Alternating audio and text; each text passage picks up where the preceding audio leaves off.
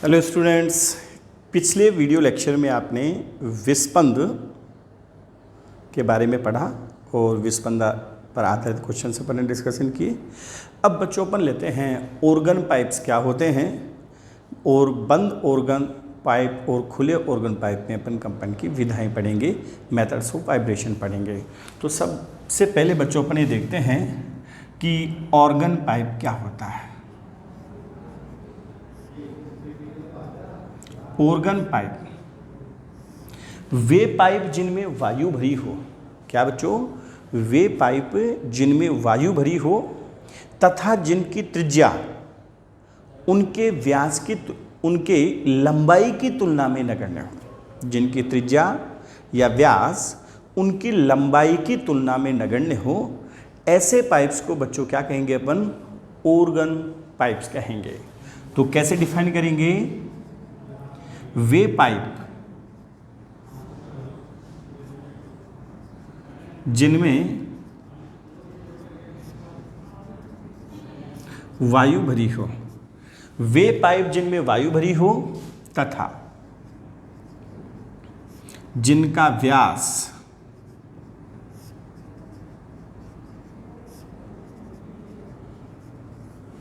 उनकी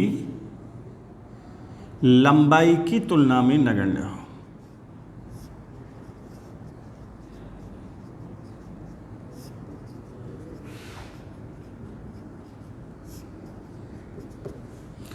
organ pipe कहलाते हैं।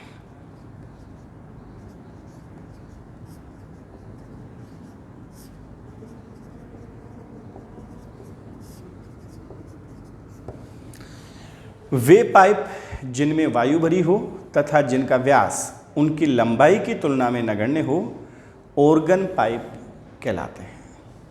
ठीक है। अब देखो, ध्यान दो बच्चों, ये ऑर्गन पाइप दो प्रकार के होते हैं। एक होता है बंद organ pipe,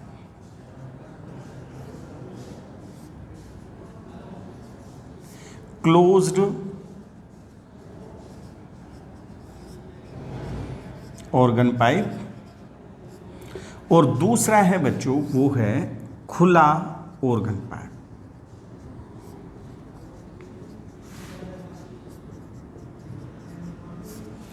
open organ pipe. Closed organ pipe किसे कहेंगे बच्चों? क्लोज्ड ऑर्गन पाइप वह पाइप जो एक सिरे से बंद तथा दूसरे सिरे से खुला हो। वह पाइप जो एक सिरे से बंद तथा दूसरे सिरे से खुला हो।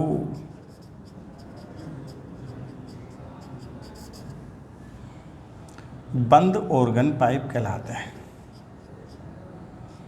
बंद ऑर्गन पाइप कहलाता है वह पाइप जो एक सिरे से बंद तथा दूसरे सिरे से खुला हो। क्या कहलाता है बच्चों? बंद ऑर्गन पाइप कहलाता है। खुला ऑर्गन पाइप किसे कहेंगे बच्चों? वह ऑर्गन पाइप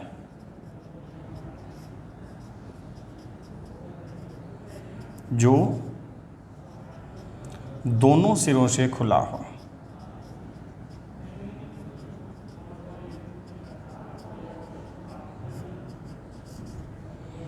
खुला ऑर्गन पाइप कहलाता है।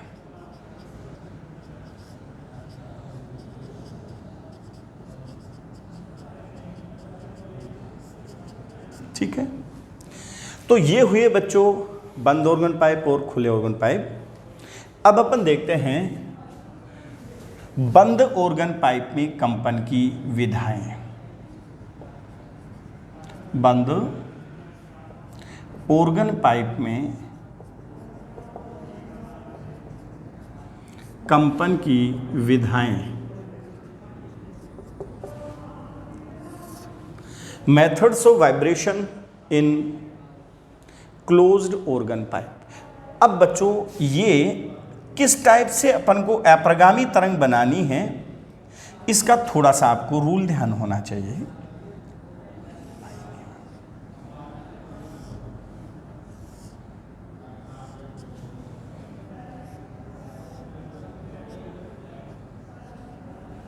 ठीक है। अब ध्यान देना बच्चों, बंद सिरे पर हमेशा निस्पंद बनेगा और खुले सिरे पर हमेशा प्रस्पंद बनेगा। बंद सिरे पर क्या बनेगा बच्चों? सदैव निस्पंद बनेगा और खुले सिरे पर सदैव क्या बनेगा? प्रस्पंद बनेगा। और दो निस्पंदों के बीच में एक प्रस्पंद अवश्य बनेगा और दो प्रस्पंदों के बीच में एक निस्पंद अवश्य बनेगा। तो बच्चों सबसे सिंपलेस्ट टाइप के कंपन ऐसे हो सकते हैं, सबसे सिंपलेस्ट टाइप जिसको अपन मूल कंपन बोलते हैं, कि यहाँ पे नोड बनेगा और यहाँ पे एंटी नोड बनेगा। ठीक है बच्चों, इस केस में मान लेते हैं कि जो तरंग दैर्घ्य है, जो ध्वनि उत्पन्न होगी उसकी तरंग दैर्घ्य λ1 है, या फिर क्या हो बच्चों इसमें एक लूप बन जाए,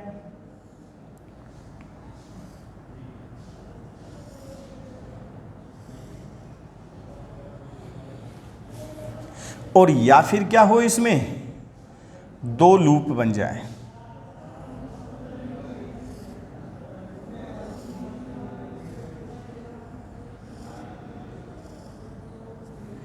ठीक है बच्चों, तो ये यहां पे बनेगा एंटी नोड, ये नोड बनेगा, ये एंटी नोड बनेगा, ये नोड बनेगा, anti node, node, anti node, node, anti node और नोड बनेगा। ठीक है बच्चों, अब ध्यान दो, आपको ये भी पता है कि ये एक एंटी नोड और नोड के बीच की दूरी λ/4 होती है, तो आप क्या कहेंगे बच्चों? λ1/4 जो बनेगा वो L बनेगा, या λ1 की वैल्यू बनेगी 4L, और जो आवृत्ति N1 बनेगी वो क्या बनेगी? V/λ1 means V/4L। इसको बच्चों अपन कहेंगे मूल आवृत्ति। क्या कहेंगे बच्चों? मूल आवृत्ति, और या फिर इसको बोलते हैं मूल स्वर। क्या बोलते हैं? मूल आवृत्ति या मूल स्वर बोलते हैं। इसमें देखो बच्चों, सपोज करो तरंग दैर्घ्य λ2 है, तो ये λ/4, ये λ/2, 3λ/4, 3λ2/4 इक्वल टू L बनेगा, या λ2 बराबर बनेगा 4L/3 और N3 बराबर बनेगा 3V/4L। अब चूंकि बच्चों ये आवृत्ति मूल आवृत्ति के कितने गुणा है? 3 गुणा है, इसलिए बच्चों इसको बोलते हैं तृतीय सन्नादी, थर्ड हार्मोनिक। क्या बोलेंगे इसको? तृतीय सन्नादी या थर्ड हार्मोनिक, और या फिर प्रथम अधिस्वरक। क्या बोलेंगे? प्रथम अधिस्वरक, फर्स्ट ओवरटोन। इसी टाइप से इधर देखो बच्चों, ये होगी λ/4, λ/2, λ/2, तो ये बनेगा अपने पास 5λ3/4 को L के बराबर करेंगे, और λ3 की वैल्यू क्या हो जाएगी? 4L/5, और N3 की जो वैल्यू बनेगी वो बनेगी 5V/4L, और इसको अपन कहेंगे पंचम सन्नादी। क्या कहेंगे? पंचम सन्नादी कहेंगे, और या फिर द्वितीय अधिस्वरक। ठीक है बच्चों, अब यदि अपन देखें तो N1 ratio, N2 ratio, N3 अगर मैं देखता हूं तो यह आता है 1:3:5, अर्थात बंद ऑर्गन पाइप में केवल विषम सन्नादियां ही उत्पन्न की जा सकती हैं। यही कारण है कि बंद ऑर्गन पाइप की ध्वनि मधुर नहीं होती, क्योंकि आपको पता है बच्चों कि ध्वनि की मधुरता किस पर डिपेंड करती है? सन्नादियों की संख्या पर निर्भर करती है। सन्नादियों की संख्या जितनी ज्यादा होगी, ध्वनि की मधुरता या गुणता उतनी क्या होगी? ज्यादा होगी। तो चूंकि बंद ऑर्गन पाइप में केवल विषम सन्नादियां उत्पन्न की जा सकती हैं, अतः इसकी ध्वनि मधुर नहीं होगी। तो ये था बच्चों अपने पास बंद ऑर्गन पाइप और उसमें कंपन की विधाएं। अब आगे नेक्स्ट देखते हैं अपन खुला ऑर्गन पाइप में कंपन की विधाएं, और ये देखेंगे कि उसमें कौन कौन सी सन्नादियां अपन उत्पन्न कर पाएंगे, ध्वनि मधुर होगी या नहीं होगी।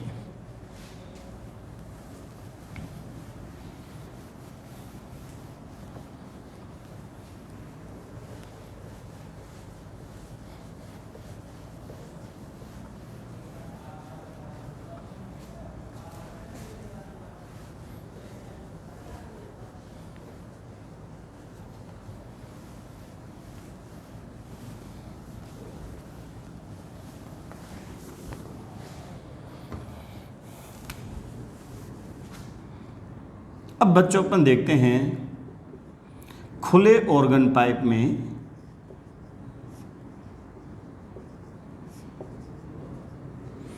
कंपन की विधाएं।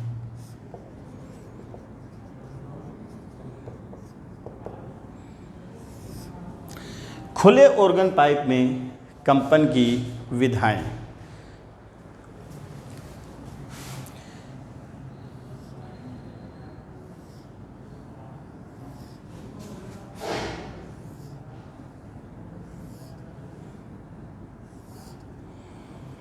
तो बच्चों देखो, इसमें सबसे सिंपलेस्ट टाइप के जो कंपन बन सकते हैं वो ऐसा बन सकता है। आपको पता है यहाँ पे एंटीनोड बनेगा, निश्चित है, और खुले सिरे पर यहाँ पर भी एंटीनोड बनेगा, ये निश्चित है, और दो एंटीनोड्स के बीच में नोड जरूर आएगा। तो सबसे सिंपलेस्ट टाइप के जो कंपन हो सकते हैं वो कुछ ऐसे होंगे। ठीक है। सेकंड टाइप के कंपन बच्चों ऐसे हो सकते हैं कि इसमें एक लूप बने,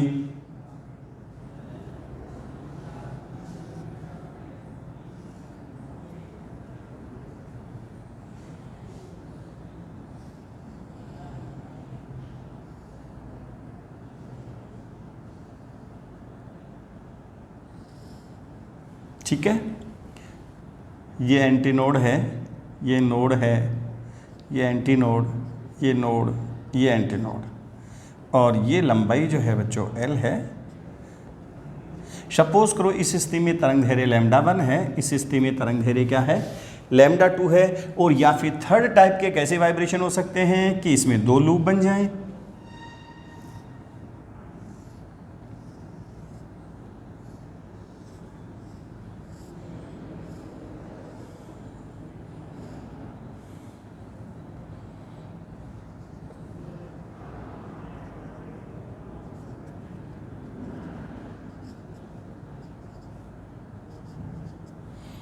सपोज करो तरंग दैर्घ्य क्या है λ3। अब बच्चों आपको ये पता है ये λ/4 होगा, ये λ/4 होगा, तो टोटल कितना हो गया λ/2। तो आप क्या कहेंगे, λ1/2 जो होगा वो निश्चित रूप से L के बराबर होगा, या λ1 की जो वैल्यू होगी वो कितनी बनेगी बच्चों 2L, और आवृत्ति N1 क्या बनेगी V/2L। अरे V/λ1 बनेगी नहीं बनेगी। और बच्चों ये आवृत्ति जो आ रही है इसको अपन बोलते हैं मूल आवृत्ति, या फिर क्या बोलते हैं इसको, मूल स्वर बोलते हैं। तो यहां से क्या पता चला बच्चों कि खुले ऑर्गन पाइप के कंपन की मूल आवृत्ति बंद ऑर्गन पाइप के कंपन की मूल आवृत्ति की दुगनी होती है। कितनी होती है, दुगनी होती है। इसी टाइप से बच्चों यहां देखेंगे λ/4, λ/2, λ/2। तो लैम्डा हो गया, सुविधा के लिए मैं इसको 2λ2/2 कहता हूं इक्वल टू L, या λ2 की वैल्यू बनेगी 2L/2 और N2 की जो वैल्यू बनेगी वो बनेगी 2V/2L। कितनी बनेगी बच्चों 2V/2L। और ये आवृत्ति मूल आवृत्ति की दुगनी है, इसलिए बच्चों कहेंगे द्वितीय सन्नादि और प्रथम अधिस्वरक।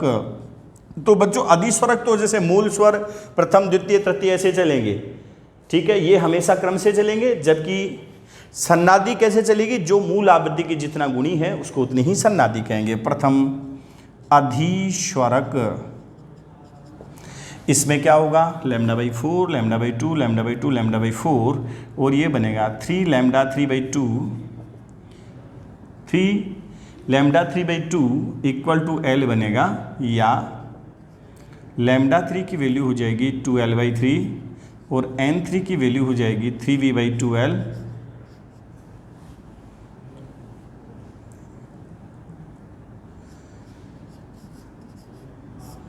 तृतीय सन्नादि और द्वितीय अधिस्वरक।